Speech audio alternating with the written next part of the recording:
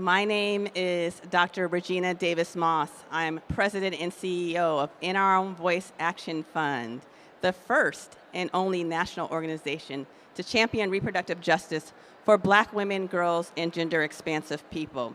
And I am incredibly honored to be here today with you all and want to extend my thanks to Emerge and Meteor for hosting today's panel.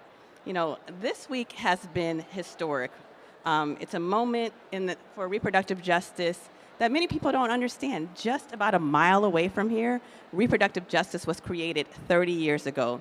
So this time marks a very important milestone for us, but also because we're in a historic time in our country.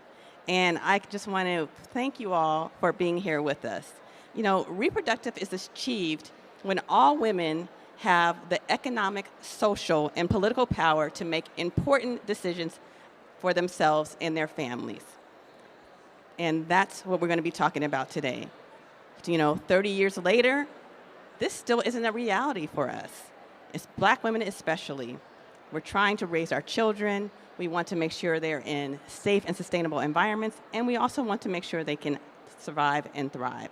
And so I am so honored to bring to the stage this incredible panel, one of the major champions for reproductive justice. You know, 5 years ago, Representative Lauren Underwood, a former nurse, joined the U.S. House of Representatives, becoming the first woman of color, and the first millennial to represent her Illinois community. Today, she is a fearless leader in Congress and the co-founder of the Black Maternal Health Caucus. The Black Maternal Health Caucus, which is a major issue for us. I also like to bring to the stage Reshma Saujani. She's the founder of Moms First, a movement founded during the pandemic to fight for mothers in everything from policy to the private sector. She's also the founder of global nonprofit Girls Who Code and an advocate for women leaders. Please help me in joining this incredible panel to the stage.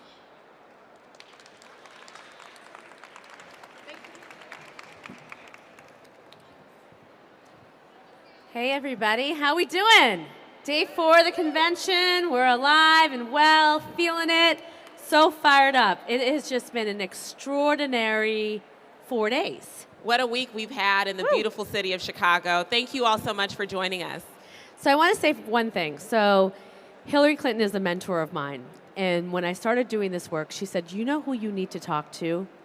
Congresswoman Lauren Underwood. She is a powerhouse.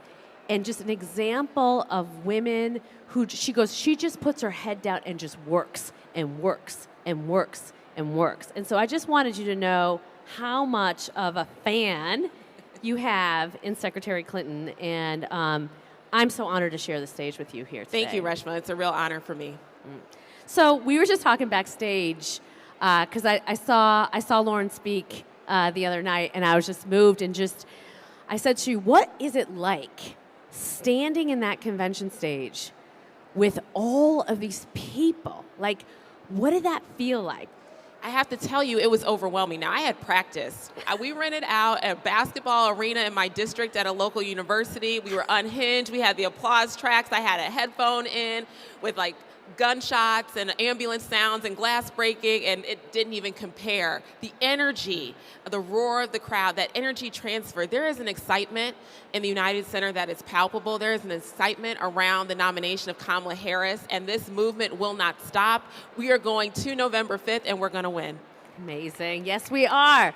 So I wanted to ask you about your parents. So I, too, have been dragging my father around with me the past 2 days. Now, my father came here as a refugee from Uganda in 1973. He loves his country. He believes in the American dream. And to see him have a woman whose mother was from India take the stage, she's basically been in tears every night, just watching with so much emotion. Your parents are volunteering here at the DNC, so how are they feeling? How's that been? Well, my mother got elected as a delegate from our district, and it's been such a fun journey to be able to share a Democratic convention with them, see it through their eyes, and they've been in the camera shot a few times. That's right? My Really? dad made it to the New York Times in Oh, the my background goodness. of Chuck Schumer. He was like, Yes. bought like 100 copies. Yes, so it's been a real treat to have them with us. They're here in the audience for our talk here today. Where's mom and dad? Mom and dad are on the Oh, aisle. I yes, see those two waving proud proudly. parents. Let's give them a round of applause. Everything we are is because of our parents and our family who lift us up. So it's amazing. So when you talked the other night, you talked about the impact of COVID and that COVID had on so many families. Talk about that a little bit more. Why was that such a galvanizing force, both for you as a nurse, as a registered nurse, and for the work that you're doing now? Well, I think the pandemic was the manifestation of the failure of Donald Trump's leadership. And so that's what I spoke about in my remarks, right? This was a big moment, a time for the American people to come together, to tackle this really tough issue, to lift each other up and keep each other alive. And instead, Donald Trump told us to inject bleach. He said it is what it is. Right? And that's what's so unacceptable. And a lot of people, I think, collectively have just chosen to forget. We've taken that trauma response and we suppressed the pandemic. But now we have a choice in this election. And I think it was important for us to make sure to put a pin on that failure, to make sure we had to sit in it, even as uncomfortable as it was. Yes. To reflect back on those years, to make sure that we don't go back. Yes. And I think, the pandemic was tough as a nurse. We saw so many frontline healthcare heroes who got burnt out, who got sick and died, who were subject to incredible violence at their workplace. And we've not necessarily taken action to correct and protect them. And that's top of the agenda for a Harris administration. It's so interesting that you talk about COVID because I started Moms First. I was the founder of Girls Who Code. And in the pandemic, as an organization, we were at the height. We had taught hundreds of thousands of kids. We were shifting the equation, especially for girls of color in tech. And then the pandemic hit. And schools were shut down, and daycare centers were shut down, and so many of my students' mothers were essential workers. They were our nurses, our teachers, everyone that was keeping, our country functioning. And because we have a broken structure of care, so many of my students, instead of going to college, they had to stay home and take care of their siblings. We don't talk enough about how the generational cycle of poverty is created in our country, especially for girls of color, because we have a broken structure of care. And to your point, Lauren, about how we need to keep talking about the pandemic, since then, what we learned was in many counties and in many states is to cut a day of school for kids.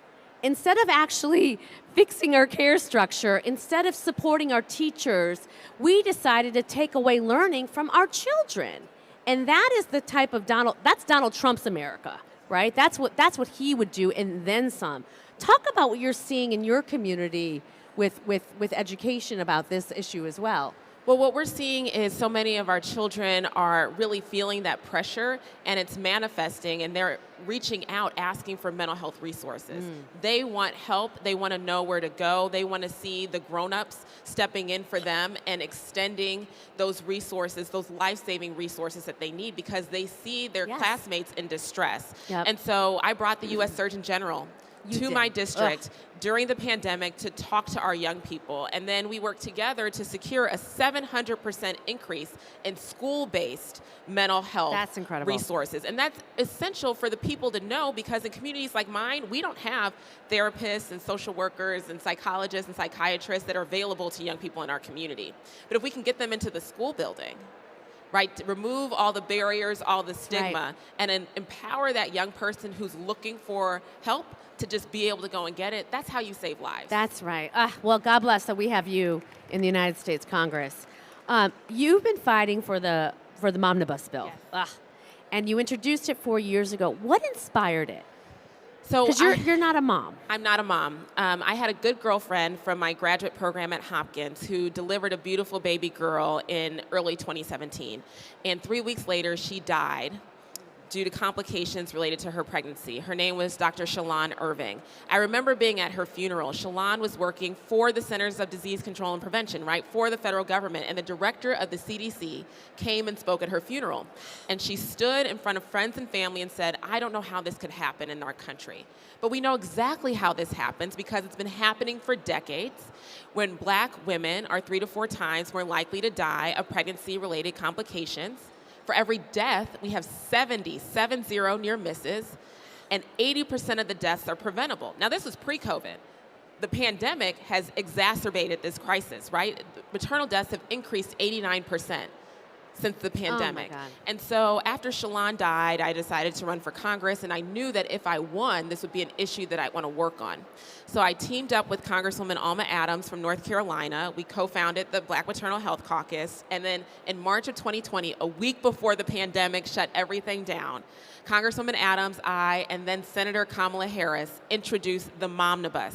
Momnibus is a combination of the word mom and a legislative word omnibus, and it means a big bill for moms. It is now 13 bills in one to address every clinical and non-clinical factor contributing to preventable maternal death in our country, with an emphasis on the experiences and the disparities that we see for women of color. Give her a round of applause. That is just extraordinary. Extraordinary. And it's such an example of the difference of our two visions of our country. Yes. It's like, when you think small, you only think about yourself.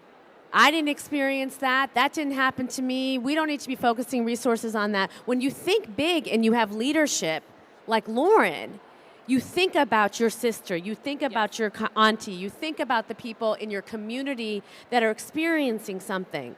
So I want to talk about, what have you found because we've been trying to, at Moms First, we've been fighting for affordable childcare, paid leave, Excellent. all the work you're doing on maternal health, and there's resistance. There's resistance on both sides of the aisle, if we were going to be honest. What can change that? Well, what I've been so encouraged by is in the last month of having Kamala Harris as our nominee, we have seen the child tax credit become a tier 1 policy priority in this upcoming tax bill. 2025, we're going to have tax reform, friends, and we have a choice to make. Donald Trump wants to take care of the wealthiest Americans, his billionaire friends. He wants to take care of the corporations. Kamala Harris wants to take care of working families and make sure we get a child tax credit that is made permanent, like we had during the pandemic. Yes. We've seen when Vice President Harris talks about her economic vision for the country, we're seeing her talk about paid leave as a tier 1 economic policy. Right. She's talking about making childcare more affordable as an economic issue for working families in this country, because we know that it is. That's right. But now we have a nominee who's fluent in the language and who understands why we need to pass these policies. She's always been our go-to person. That's right. As we've been fighting on That's it. right. People need to know this. I mean, if you care about childcare costs, if you care about taking care of your elderly parents, if you care about paid leave, if you care about Black maternal health, the person that you always went to was Kamala Harris. And so if we're going to have a shot at getting this done, I mean, and Governor Walz, I've also worked with Tim, Yes. On paid leave, and this tool we're doing on paidleave.ai. It's like the dream ticket on Let's care. go. It is literally the dream ticket on care. But can I say this? Yes. They can't do it on their own. No, they can't. They're going to need a House majority. We have to flip the House. We need to flip 4 seats this fall. And then we have to hold the Senate in order for any of this to get realized, right? So this effort to win requires all of us, no matter where you live across the country. Even if you're not in a presidential battleground state. We're in a beautiful state of Illinois. We got competitive congressional races within an hour from here. Right, there's something for all of us to do. That's right. We got 5 in New York where I live, so it's like there's a lot of work to do. As Michelle Obama said, right? Do something. We're all going to be doing something. I want to talk about this. So how do we get the Momnibus passed? Okay. And I also talk to me too about it's very interesting listening to the Republicans, right? Okay. Because they talk about family values. They do. They talk about, but then they're the ones that are not supporting or voting against us. What is that about? What have you seen? Tell me, get me in the know. Let's start out. Maternal health is not a partisan issue.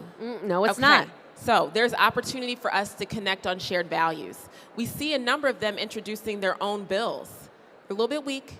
They don't take action. They want to study. Let's do some more research. We believe in research. We believe in evidence-based policymaking, but we know which interventions work. Let's have the political will to invest in them. So we've been able to work together to secure over $200 million in Momnibus funding that are being pushed out right now in grants. That's incredible. Okay, so I want to make sure people know that resources, help is on the way in your communities. There's not a reason to feel this anxiety, fear, and despair when you find out that you're expecting. So many of our moms are walking around with that burden. I want to let you know we've been successful to get $200 million. Secondly, we have bipartisan bills in the Momnibus. Bills to help with maternal mental health, the leading cause of maternal death in our country, bipartisan. Tech to Save Moms, a bill to expand the availability equitably of the tech tools like your Count Your Kicks app or like a telehealth, right? To make sure that all moms can benefit from the innovation, bipartisan, right? So they are meeting us. But we're also working with non-traditional partners like faith-based organizations, the Mormon Church, the Catholic bishops, and the United Methodist Church, not the Black AME Church, but the United Methodist Church have all endorsed the Momnibus, right? Incredible. Because we know that particularly Republican senators want to hear from their faith leaders. They want to hear from CEOs. So if you want to raise your voice, call your Republican senator and tell them to co-sponsor the Momnibus. That's right. And I think the business community too can, because we always say, well, it's too expensive. How do we afford it? But if you have workers that are healthy, that's right, that aren't dying, that don't have the anxiety, that can go back to work healthy and spend time with their baby and their families, you have the most innovative workforce. That's and we need to, to me, these issues are just as important as like AI in China, right? That's right. It's like they sit at the same breath in terms of the impact on our economy. So close our eyes, January 1st, come up. President Harris is in office. What is the highest impact thing that she can do to help and support your work in this bill? The highest impact thing that she can do is to continue to be the strong champion that she has been. As vice president, she put forward a maternal health blueprint that shepherded all of the executive branch resources to take action with their existing authorities. That's how we have a 988 maternal, it's not 988, that's the suicide hotline. It's 833-TLC-MAMA. Is the maternal mental health hotline. We've been able to work together to expand postpartum Medicaid, right, to a full year postpartum. So now we have 46 states plus the District of Columbia who are now extending robust healthcare services to low-income moms in the postpartum period. That doesn't happen without the leadership of Kamala Harris. So as president, she can step forward and say, send me this bill, and I will sign it. And I know that she has that commitment. I definitely think and I think what we need to do as voters is elevate these issues. Oftentimes I feel like as moms, we fight for our kids. We'll fight against, as we should, guns in schools, drunk driving, climate change, but we never fight for ourselves because we think that we're so used to being America's social safety net. We're so used to kind of just doing what we need to do. And my mother did that, right? And just keep moving on and not ask for the resources that we need. How do we build and continue to build this movement of mom voters, of parent voters, of care voters that are actually making sure that this issue is front and center? Because I worry that even if we get everybody in there, Kamala Harris needs to have a Congress that is going to send her that bill. Well, I think what's important for us to know is that our voices and our votes are so powerful. For many of us, they're more powerful than they've ever been in our lives. And so when we come out and vote in this election, we get to elect a leader who understands us, who will champion us, and who is committed to driving forward progress to make our lives better, to protect our children, and to defend our freedoms. Our rights are on the ballot, ladies. That's our right. futures for ourselves and our children are on the ballot, and all we have to do is show up and vote. That's right. People forget that 6 out of 10 women who get an abortion are mothers. It is often an economic issue. Like in a country where 40% of parents are in debt because of the cost of childcare, in a nation where the cost of your childcare is more than your mortgage. It is an economic decision that people are making, and I was reading this thing. It blew my mind. It was just while inflation is slowing down, the cost of childcare is actually going up, and every day, something like 15,000 millennials turn 35. Yes. So it's also this generation of young people who are becoming parents or may want to become parents are really feeling the pressure of these costs. Yes. And they're not feeling like help is actually on the way. And so they're voting on these issues. And so we need to really recognize that there's a moment here where you do have bipartisan support. 85% of both Republicans and Democrats actually support. These are not partisan issues. So it's an enormous amount of opportunity. Okay, I want to ask you, you went to go... Reshma. Oh, sorry. Last question, I promise. Because I want to ask you. So you're a registered nurse. You go to Congress because you Yes. want to make a difference. Yes. Has it been what you thought it was going to be? Congress is a trip. Congress is like middle school, okay? We all have exactly what we need to be successful in Congress because we survived 8th grade, okay? Especially women. As 8th grade girls, they have all the social skills to be effective in Congress. And so the question really in my mind is, is it worth it? And for me, 100%. Let's fight every day to lower costs and protect these freedoms because the American people are counting on us. Yeah. But you've got it. We've got it. And if we were in the Congress, it would be so much more productive. It would, girl. We need a bunch of Lauren Underwoods and Reshma Saujanis, you know what I mean, taking this over. Go. That's right, because she works. This woman is extraordinary. She is a powerhouse. Thank you. She is the generation of young leaders that are actually going to make a difference in this country and make sure that working families and working people have a shot like our parents did to get the American dream. So let's support her, let's get to work, and let's win. Thank you. Thanks, everybody. Thanks, Emerge. Thanks, Meteor. Thanks, Reshma. Take good care.